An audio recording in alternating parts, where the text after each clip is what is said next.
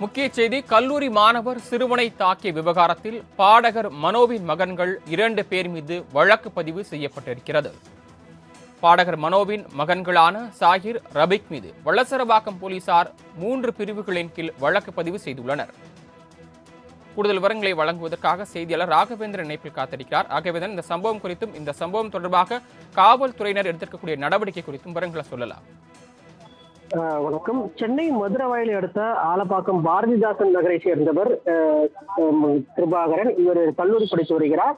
இவரும் தனது சகோதர வயதுள்ள ஒரு 16 வயதுள்ள சிறுவனும் இன்று அதிகாலையில் வளசரவாக்கம் இருக்கக்கூடிய ஸ்ரீதேவி குப்பம் ஏகே நகரில் உள்ள கால்பந்து விளையாட்டு மைதானத்திற்கு பயிற்சிக்காக சென்றிருந்தனர். அப்போது திரைப்பட பாடகர் மனோ வீடு அருகில் சென்று கொண்டிருந்த போது அந்த மனோவின் மகன் ரஃபி மற்றும் ஷாஜி மற்றும் சில நண்பர்கள் சேர்ந்து நடந்து சென்ற அந்த இருவரையும் தாக்கியிருக்கின்றனர். தாக்கியது மட்டுமல்லாமல் அவர்களை உருட்டுக்கட்டையால் தாக்கியதை அடுத்து அவர்களுக்கு படுகாயமடைந்த அவர்கள் கீழ்ப்பாக்கம் அரசு மருத்துவமனையில் சிகிச்சைக்காக அனுமதிக்கப்பட்டனர்.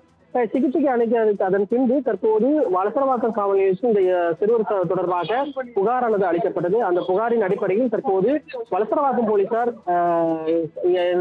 இருவர், அதாவது மனோவின் இரு மகன்களான ரபீக் மற்றும் சாகிர் ஆகிய இருவரின் மீது 3 பிரிவுகளின் கீழ் வழக்கு பதிவு செய்திருக்கின்றனர். வழக்கு பதிவு செய்துள்ள நிலையில் தற்போது அந்த இருவரும் தலைமறைவாக இருப்பதாகவும் போலீசார் தெரிவித்திருக்கின்றனர்.